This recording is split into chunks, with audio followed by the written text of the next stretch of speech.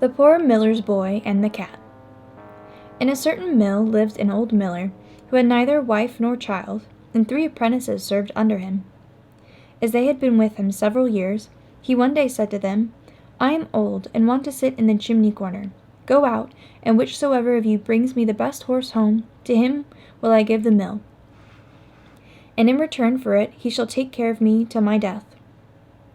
The third of the boys was, however, the drudge, who was looked on as foolish by the others.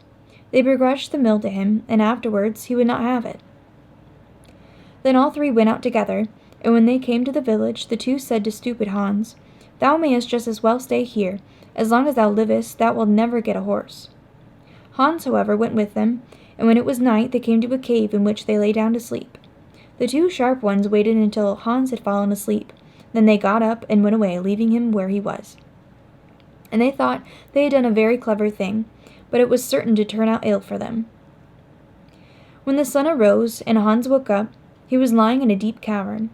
He looked around on every side and exclaimed, "Oh heavens, where am I?" Then he got up and clambered out of the cave, went into the forest and thought, "Here I am, quite alone and deserted. How shall I obtain a horse now?" Whilst he was walking, full of thought, he met a small tabby cat, which said quite kindly, "Hans, where are you going?" "Alas, thou canst not help me." "I well know your desire," said the cat. "You wish to have a beautiful horse. Come with me and be my faithful servant for 7 long years, and then I will give you one more beautiful than any you have ever seen in your life." "Well, this is a wonderful cat," thought Hans, "but I am determined to see if she is telling the truth."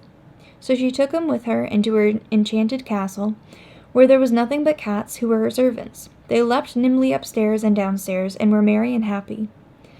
In the evening, when they sat down to dinner, 3 of them had to make music. One played the bassoon, the other the fiddle, and the third put the trumpet to his lips, and blew out his cheeks as much as he possibly could. When they had dined, the table was carried away, and the cat said, "Now, Hans, come and dance with me." "No," said he, "I won't dance with a pussy-cat. I have never done that." "Then take him to bed," said she to the cats. So one of them lighted him to his room, one pulled his shoes off, one his stockings, and at last one of them blew out the candle. Next morning they returned and helped him out of bed. One put his stockings on for him, one tied his garters, one brought his shoes, one washed him, and one dried his face with her tail. "That feels very soft," said Hans. He, however, had to serve the cat, and chop some wood every day, and to do that he had an axe of silver, so the wedge and saw were of silver and the mallet of copper. So he chopped the wood small, stayed there in the house, and had good meat and drink, but never saw anyone but the tabby cat and her servants. Once she said to him, "Go and mow my meadow, and dry the grass," and gave him a scythe full of silver, and a whetstone of gold, but bade him deliver them up again carefully. So Hans went thither, and did what he was bidden, and when he had finished the work, he carried the scythe, whetstone, and hay to the house, and asked if it was not yet time for her to give him his reward. "No," said the cat, "you must first do something more for me of the same kind. There is timber of silver, carpenter's axe, square, and everything that is needful, all of silver.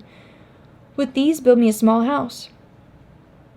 Then Hans built the small house, and said that he had done everything now, and still he had no horse. Nevertheless, the 7 years had gone by with him, as if they were 6 months. The cat asked him if he would like to see her horses. "Yes," said Hans. Then she opened the door of the small house, and when she had opened it, there stood 12 horses, such horses, so bright and shining that his heart rejoiced at the sight of them. And now she gave him to eat and drink, and said, "Go home, I will not give thee thy horse away with thee, but in 3 days' time I will follow thee and bring it." So Hans set out, and she showed him the way to the mill. She had, however, never once given him a new coat, and he had been obliged to keep on his dirty old smock frock, which he had brought with him, and which during the 7 years had everywhere become too small for him. When he reached home, the 2 other apprentices were there again as well, and each of them certainly had brought a horse with him, but one of them was a blind one and the other lame. They asked Hans where his horse was. "It will follow me in 3 days' time." Then they laughed and said, "Indeed, stupid Hans, where wilt thou get a horse?" "It will be a fine one," Hans said. Hans went into the parlor, but the miller said he should not sit down at the table, for he was so ragged and torn that they would all be ashamed of him if any one came in. So they gave him a mouthful of food outside, and at night, when they went to rest, the 2 others would not let him have a bed, and at last he was forced to creep into the goose house and lie down on a little hard straw. In the morning, when he awoke, the 3 days had passed, and a coach came with 6 horses, and they shone so bright that it was delightful to see them. And a servant brought a 7th as well, which was for the poor miller's boy. And a magnificent princess alighted from the coach and went into the mill, and this princess was the little tabby cat whom poor Hans had served for 7 years. She asked the miller where the miller's boy and drudge was. Then the miller said, "We cannot have him here in the mill, for he is so ragged, he is lying in the goose house." Then the king's daughter said that they were to bring him immediately. So they brought him out, and he had to hold his little smock frock together to cover himself. The servants unpacked splendid garments, and washed him and dressed him, and when that was done, no king could have looked more handsome. Then the maiden desired to see the horses which the other apprentices had brought home with them, and one of them was blind and the other lame. So she ordered the servant to bring the 7th horse, and when the miller saw it, he said that such a horse as that had never yet entered his yard. "And that is for the 3rd miller's boy," said she. "Then he must have the mill," said the miller. But the king's daughter said that the horse was there, and that he was to keep his mill as well, and took her faithful Hans and set him in the coach and drove away with him. They first drove to the little house which he had built with the silver tools, and behold, it was a great castle, and everything inside it was of silver and gold. And then she married him, and he was rich, so rich that he had enough for all the rest of his life. After this, let no one ever say that anyone who is silly can never become a person of importance.